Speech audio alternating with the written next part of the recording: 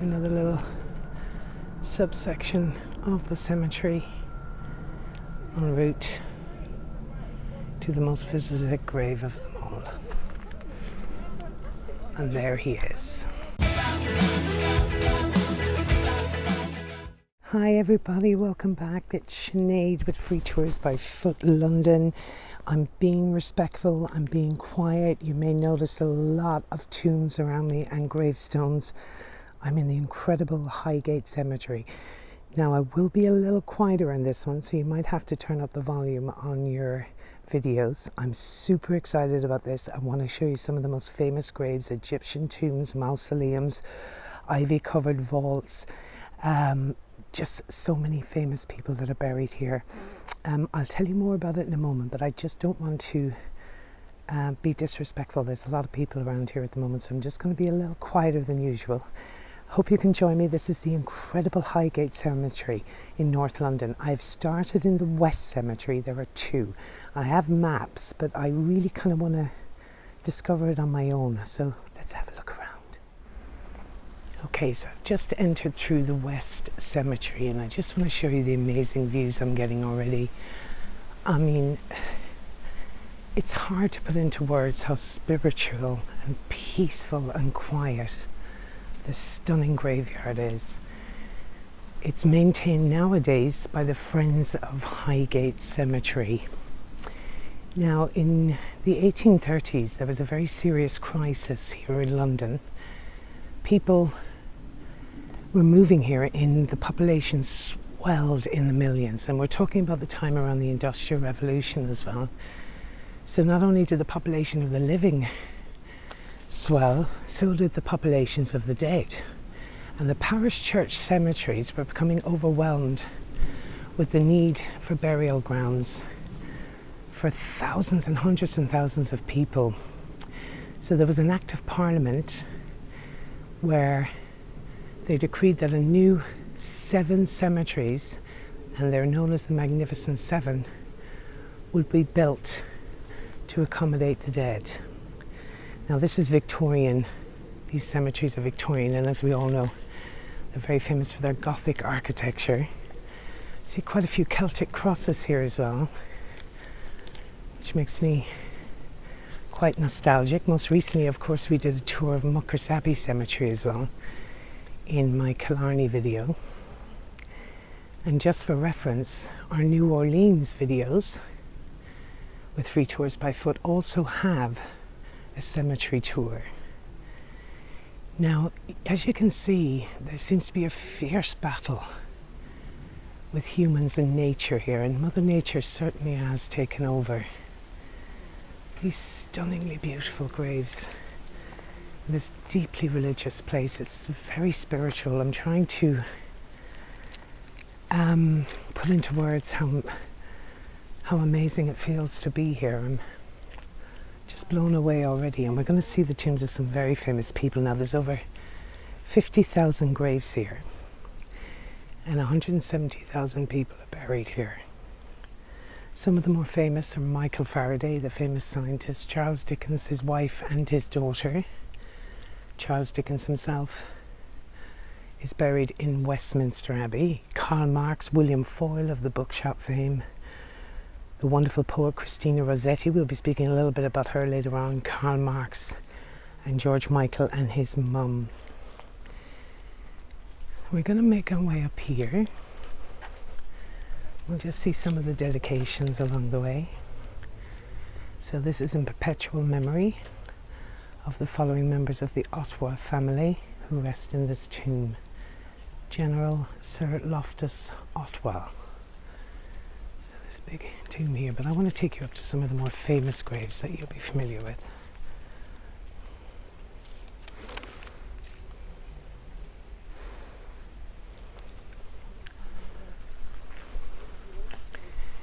Now I could consult my map, but I kind of want to just... Is that... Litvinenko is here as well, folks. I'll just show you this lovely couple are here with me. Sorry. So this was the Russian guy that was most recently murdered by poisoning in the UK. Alexander the Russian dissident, Alexander Litvinenko. And they had poisoned him in his tea, if you remember that in the news. So that's one of the more famous ones here. Now let's head up here.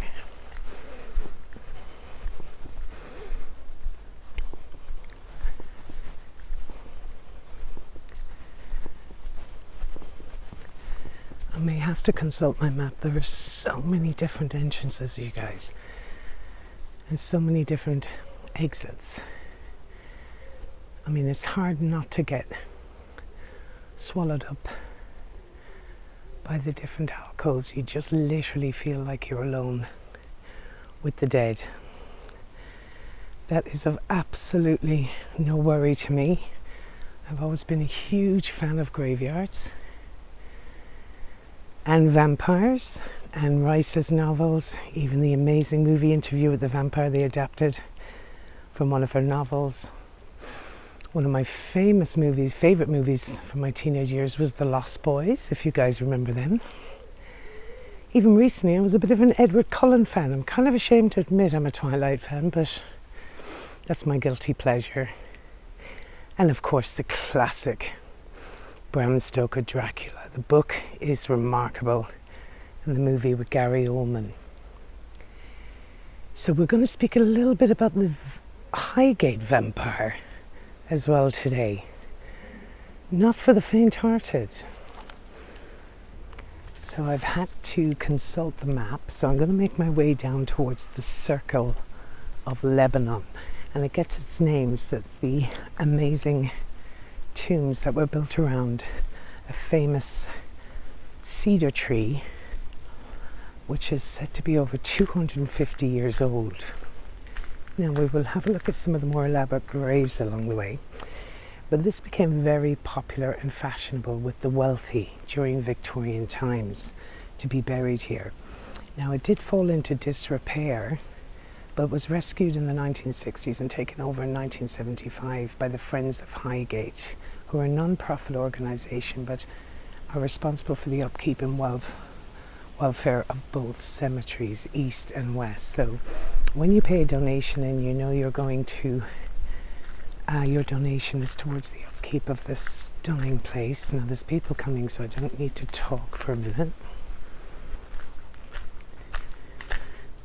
Now it's going to take us in a little circle down here towards some of the more famous tombs in the area. One of them is of Julius Beer. He was the owner of the Observer newspaper in this country, and it's a mausoleum, and it is the architecture of it actually. It was built by the son of Giles Gilbert Scott, who would be, you'd be familiar with. He's the architect of St. Pancras Station here in London, and he also built the Albert Memorial. So his son took over this huge task. This is a rather newer grave there, the 15th of August 1946 to 2014, a professor and pioneer of Chinese medicine, poet, physicist and philosopher, Man Fong Mi. This is probably, I'm assuming this is Chinese tradition. I'm sure you fabulous Chinese people who are watching will explain to me the foods and the fruits that are left for them. So yes, it's his mausoleum is based on the mausoleum of Halicarnassus, the tomb of Halicarnassus. So it's supposed to be one of the more spectacular, and I'm looking forward to seeing it. And that'll be coming up here in a moment in the Circle of Lebanon. So thanks for joining me, you guys. This is one of the darker sides of our touring. But again, nonetheless, I mean, it's very hard to imagine that you're literally only 20 minutes north of one of the busiest parts of central London. And the silence and the peace and the spirituality of this incredible Victorian graveyard.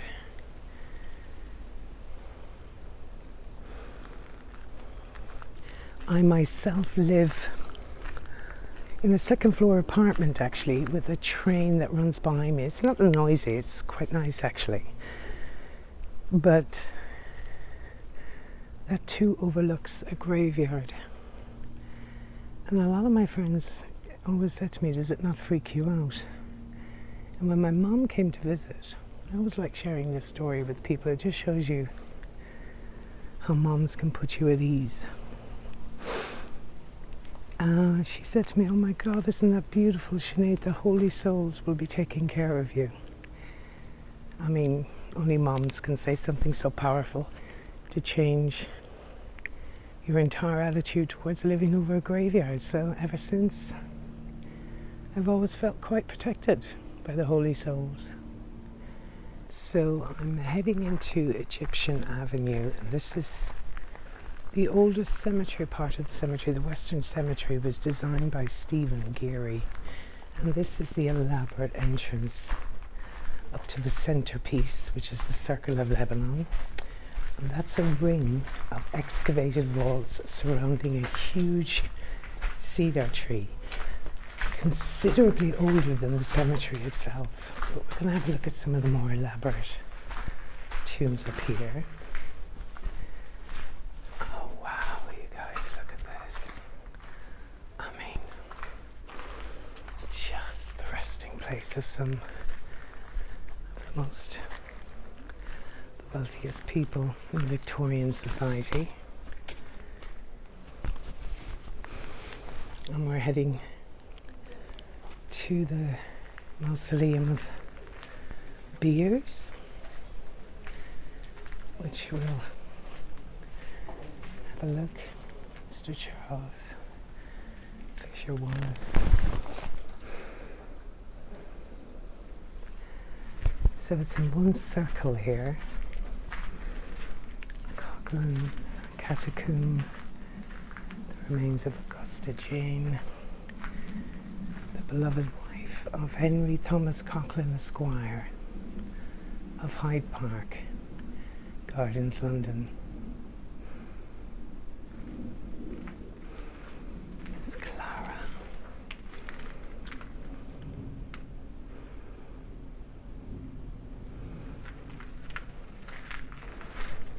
Eliza Swain. I wonder if Swain's Lane is named after her.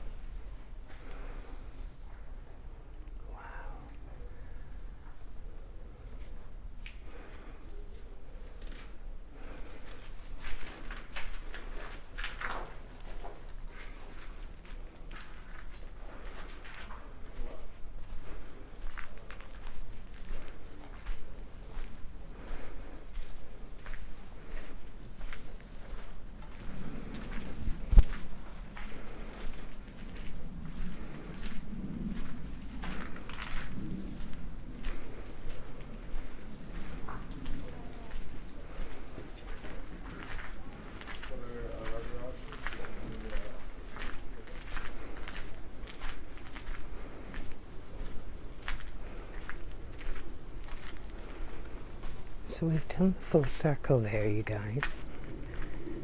But I'll bring you to the mausoleum now of Julius de Beer.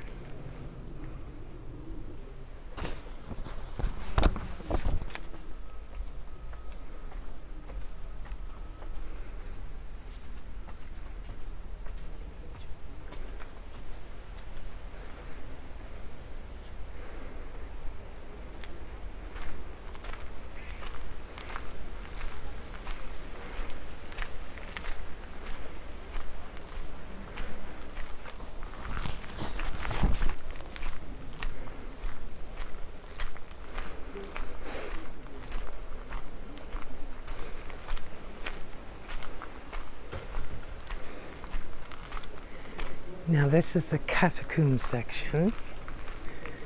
There's one for John William Beetle, family catacomb of Frederick Giles and Catherine Broxholm, and the family vault of Sir James Tyler. We'll have a look in there in just a moment.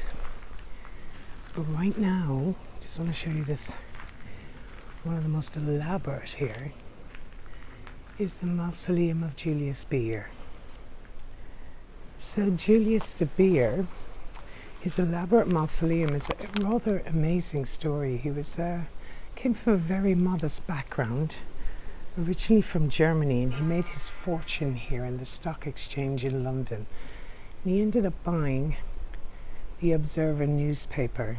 Now he and his wife and his daughter, and I believe his brother and his son, are all buried inside in the mausoleum. And it's inspired by the mausoleum of Halicarnassus. He was born in Frankfurt actually, but it's designed as well by George Gilbert Scott's son. Now Sir George Gilbert Scott did the Albert Memorial in St Pancras Station, but his son actually built this mausoleum, and his name was John Aldred Scott. So this one is very elaborate, and it's a grade 2 listed building, meaning a building that's protected of historic interest. So when people approach me, folks, I am kind of moving off because I don't want to ruin their experience of the silence and the quiet by guiding here. And this one, oh yes, I've seen this one. I had researched this beforehand. This was of the famous tomb of George Wombwell. Now he was a menagerie. He owned a menagerie, and he had a collection of exotic animals. And one of his favourite was his faithful companion, his lion here. So Wombwell was one of the more famous travelling menagerists in the country. So he had a travelling menagerie. It started out originally, he started out as a shoemaker in Soho, but came across, when the ships started to come in from Asia and Africa, he came across 2 boa constrictors, and he bought them for £75, and he started to display them to the public who were so curious about these exotic animals. So eventually he grew his menagerie. Ostriches, excuse me, lions, tigers, boa constrictors, rhinoceroses, all different exotic animals, and he used to travel around the country with them. He even consulted with Prince Albert about one time that his dogs kept dying, and he found out that the water was poisoning the dogs. But here he is, buried here in Highgate Cemetery under the watchful eye of his stunning lion and faithful companion Nero. Isn't that stunning, you guys? So I'm going to take you back down to the main entrance, because there's one particular grave of interest, the Rossetti grave, and I want to tell you all about it. He was a very famous poet, but his wife is of considerable interest to us on this tour, and I will explain all in just a few moments. There is a guided tour taking place in the background, so technically I don't think I'm really allowed to guide in here, but I will be a bit discreet as I'm passing. So I was just listening into the tour guide there for a minute. She must be a member of the Friends of Highgate. They do a wonderful job of maintaining this stunning cemetery. But she was talking a little bit about the Highgate Vampire, and that is what I talk to you about right now. So obviously in a cemetery of this size, with that many corpses here and that many interred here, over 200 years of history, there must be some legends of folklores of ghost sightings, etc. But one of the more famous was in 1969, and the legend has it one lady was walking her dog at night time up by Swan's Lane, and she never met anyone there before. She walked there quite frequently and occasionally kind of cut through the cemetery on her walk at night time.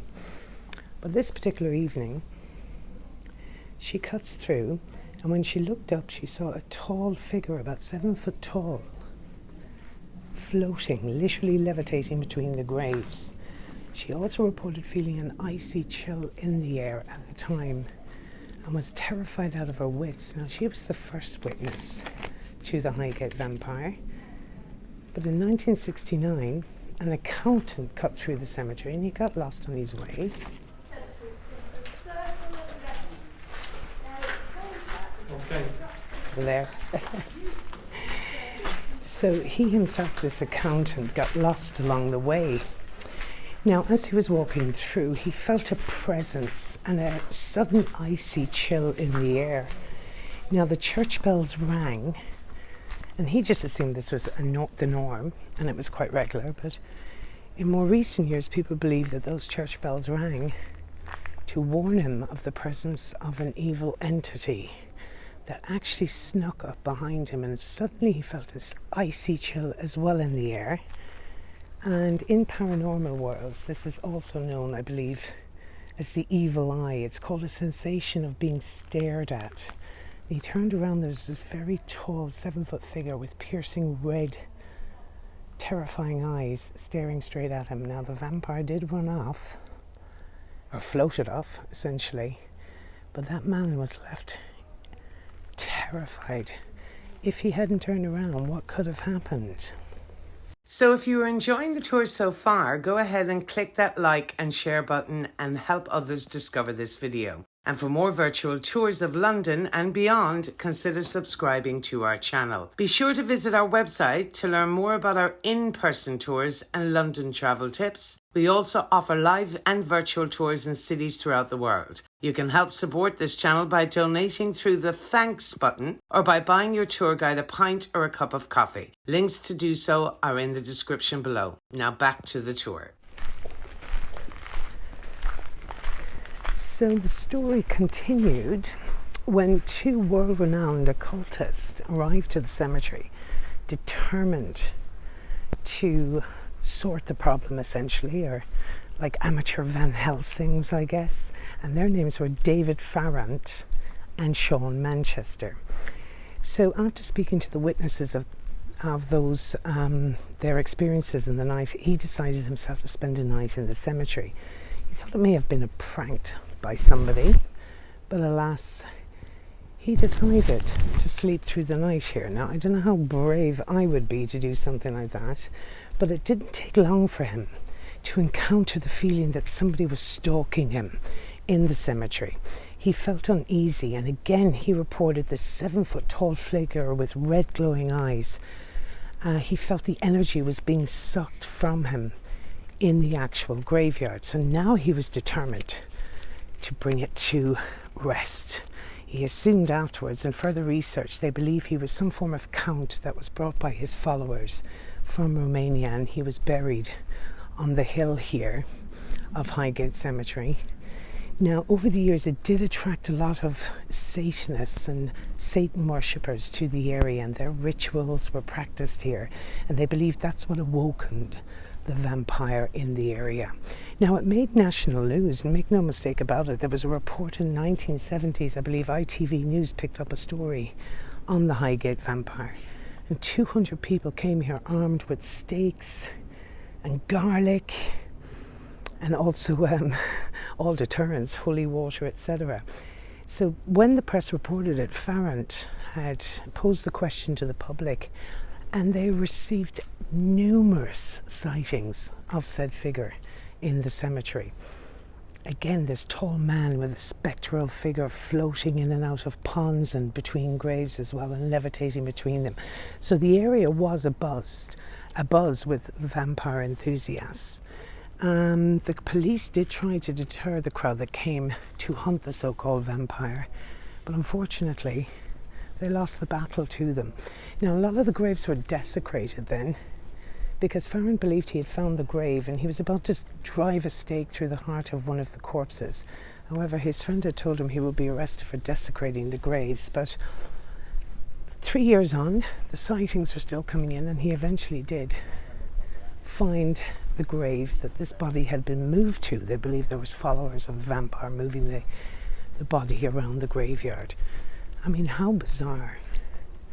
So eventually, apparently, he is said to have drove a stake through the heart of one of the corpses and ridded the area. But having said that, there has been several sightings still over the years. But I think one of the more chilling was the young girl who was having nightmares in the area. She lived locally. And at night time she was dreaming that a man was coming through her window. Now, she was brought to hospital. Now, these nightmares could quite possibly have been visitation. She was brought to hospital because she was diagnosed with anemia. Her blood had been drained from her, a certain amount of it, or she had a very low amount of iron in her blood. But they also found two rather curious little pinpoints in her neck, almost like teeth marks. So again, these members of the occult filled her room with holy water and garlic. But the legend still continues. There's documentaries on him. Check out the Highgate Vampire. So just one of those spooky occult stories. And the place was abuzz with people. And amateur Buffy the Vampire Slayers. And Van Helsings. I am a huge fan of the whole vampire legend in all forms, as previously mentioned. And Rice's books are spectacular, and of course the greatest one of them all, Dracula. So we're going to make our way back down to this grave that I was speaking about, the Rossetti. So bear with me, I'll be right back with you shortly. And here we have, ladies and gents, the tomb of Lucian Freud, famous British artist, German born, but famous for his portraits and his nudes. He was the grandson actually of Sigmund Freud, the famous Austrian psychoanalyst. He's also buried here in the western side of the cemetery, but there's one other grave I'm bringing you to, and then we'll head into the east cemetery. So it's taken me a little while to find it, folks, but I'm just bringing you up here to see the Rossetti family plot. Now, it's a little off the beaten track. This is called the Rossetti Path, but there's an amazing story attached to this particular family plot for the Rossettis. It also contains the actual grave of Elizabeth Siddell. She was the wife of the very famous poet and artist Dante Gabriel Rossetti. She was also the inspiration for that amazing portrait, Ophelia, some of you will be familiar with, by John Everett Mills. Now, Elizabeth had a propensity for taking what was called laudanum. And she died, it was like a whole form of opium, as it contains almost all of the opium alkaloids, as it were, including morphine and codeine. But she died of laudanum poisoning, so essentially it was a bit of an overdose in 1862. Laudanum actually was historically over-the-counter medication. It was available without prescription. It's a form of opium, which is quite bizarre, and it was used for treating pain, and also used as a cough suppressant. Of course, then it became, over-the-counter prescriptions. Codeine, as we all know, is highly addictive, as is opium, and further research realized that years later. But the story goes, he was so absolutely heartbroken when his wife died. Rossetti, he was so grief-stricken, when he did bury her in this plot, he buried her with a book of his very famous poems. But 7 years later, he got into financial ruin and financial difficulty, and he needed to publish those poems. So he decided he had to obtain permission to dig up this grave of his wife 7 years after her death. And he had to remove the book of poems, which had become entangled in her long auburn hair. And they say, legend has it, each of the poems had to be soaked, each of the pages of the journal had to be soaked in disinfectant as a result before it could be used. So, rather grim story, but the tombstone of the very famous Rossettis and the resting place of Elizabeth Siddell, who was disturbed 7 years later to acquire this famous book of poems. So, rather macabre story there for you. So I'm going to head out and I'm going to make my way back down now to the main entrance, you guys, because next I want to take you to the eastern part of the cemetery. Now, when this cemetery had become saturated with graves, they bought acreage across the park, and that is now known as the Eastern Cemetery, and we will see some very famous graves coming up as well. I don't want to spoil the surprise, but when they transported graves from both cemeteries, west over to east, they built underground tunnels, because apparently it's, well,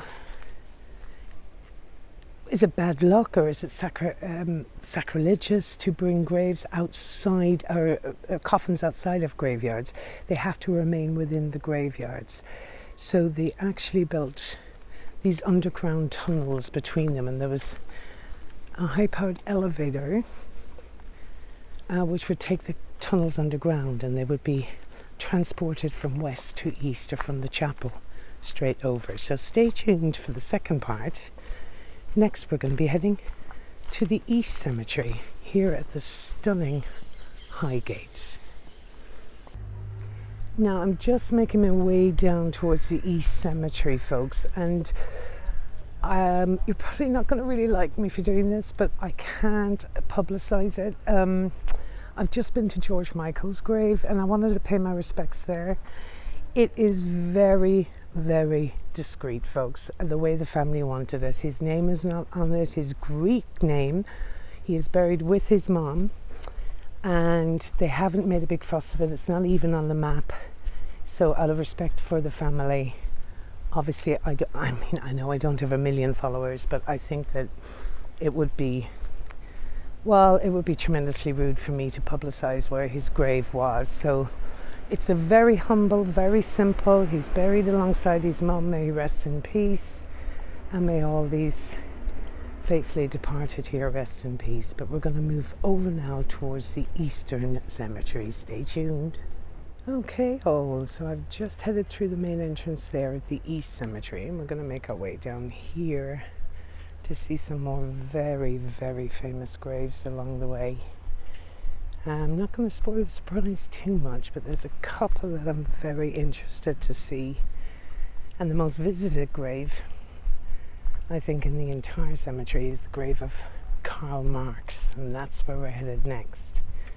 But some other interesting graves along the way, but I mean the maintenance of this cemetery is spectacular. I believe this one came about 30 years after the other one, and it was built because there was a massive demand for family plots in this graveyard. So we're in the eastern section, and I will take you through down to see the author of Das Kapital. Apparently his funeral was only attended by 9 people at the time, but one of those was Friedrich Engels, his close ally and co-author of Das Kapital. It's not his original gravesite, however. The tomb that we're about to see, this bust of Karl Marx, was funded by his supporters. We know he traditionally lived in dire poverty for a long period of time. He lived in Soho for a period of time. I do show that on the Soho tour, by the way. And if this is the kind of thing you like to see, folks, the dark history, the cemeteries of London, the history of the graves of London, ghost tours, vampires. Of course, we will be approaching Halloween in the next couple of months as well. Just let us know in the comments section below. And make sure to check out our other tours in different cities around the world. As mentioned previously, my colleague Andrew does an amazing tour of the cemeteries in New Orleans. Now, this is a very famous pop artist from the 1936, actually, sorry, my apologies.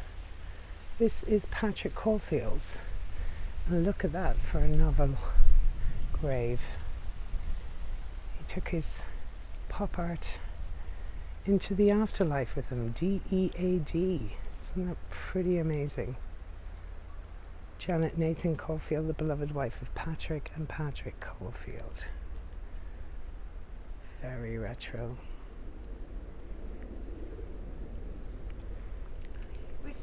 Isn't it gorgeous? And the pop artist, yeah. I love it. I love the idea that he took his art with him into the afterlife. So very definitive.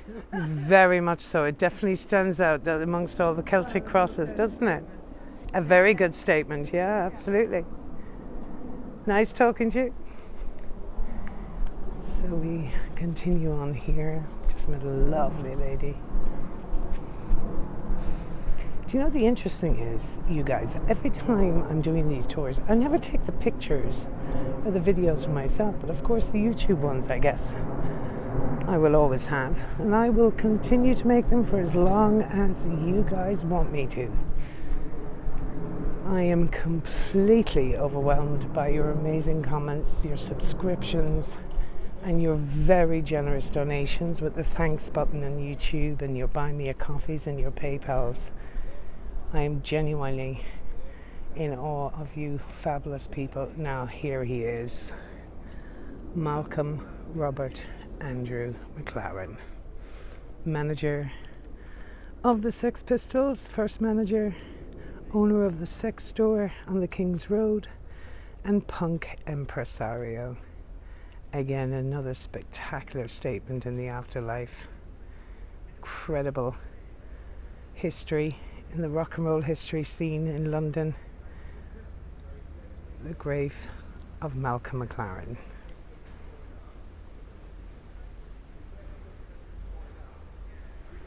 There's another rather modern tomb as well beside him. Jeff Upton, much loved and admired, a witty, wise and wonderful man. From Liberia to Lincoln College, Oxford. From Canvey Island to the Czech Republic. Fabulous. So you got a few more modern graves in this section. Look at that. Amazing.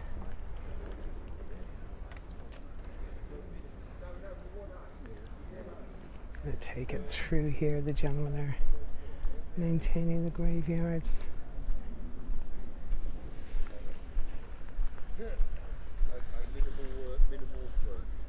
I'm not too sure.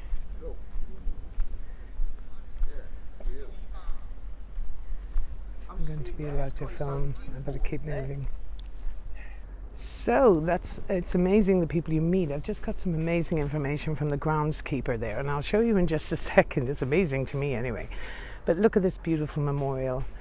And herein lies buried 78 sisters of Bethany, nuns, who died between the years 1912 and 1962.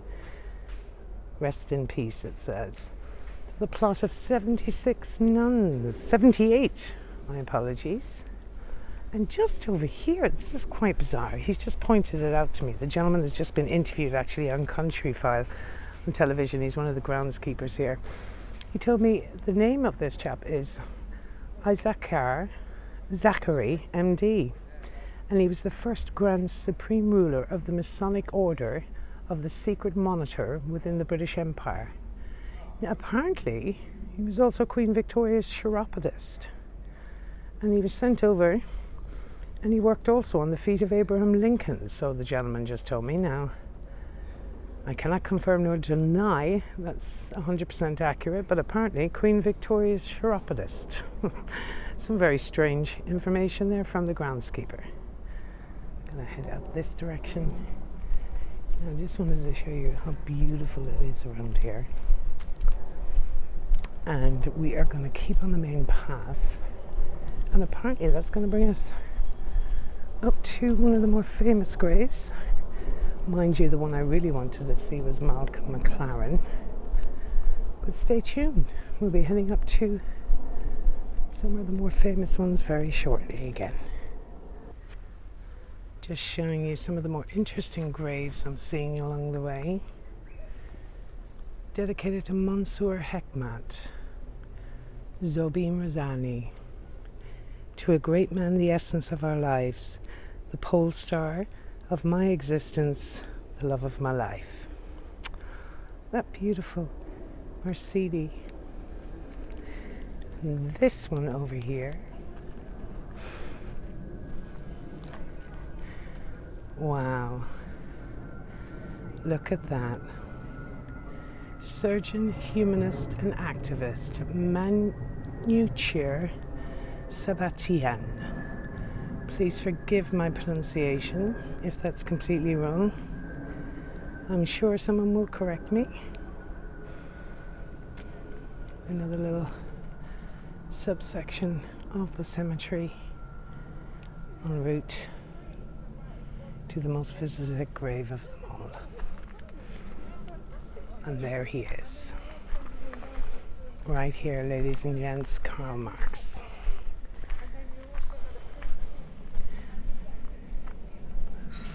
Workers of all lands unite, Karl Marx. The beloved wife of Karl Marx, Jenny von Westphalen, is here as well. He was born 1818 and died March 1883. Their grandson Harry Longuet is buried here as well, and daughter Eleanor Mary and Helena Dumoth. The philosophers have only interpreted the world in various ways. The point, however, is to change it. Workers of all lands unite, ladies and gents. And there it is. The author of the famous Communist Manifesto, Das Kapital. And right behind him, just a point of interest, there's a grave of Spencer. Oh no, my apologies. He's right beside him, I believe. I'm looking for him here. Hussein is there. This chap, Spencer, is that him?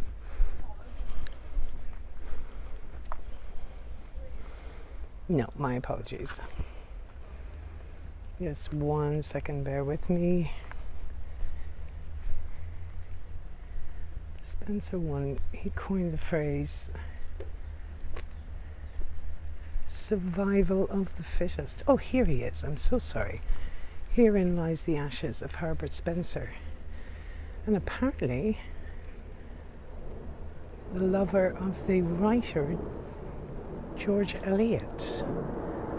And he's buried in this tomb, coining the phrase survival of the fittest. He's a liberal philosopher during that time. And it's the ashes of Herbert Spencer. So there you have it, ladies and gents, my mini tour of the East and West cemeteries of Highgate Cemetery. I've spent about 4 hours here and I have loved every single minute of it, so I've just given you a few highlights of my trip around both sides of the cemetery. Hope you enjoyed the tour as always. Thank you so much for your support and your subscriptions, and if you do know anyone that would enjoy our tours,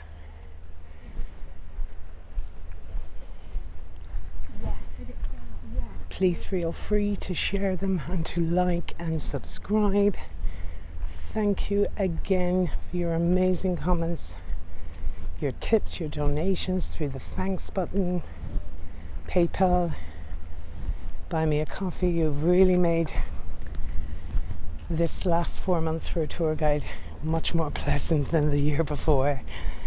Thanks for watching. As ever, I'm gonna head out, and the timing is perfect actually. It's about to start lashing rain.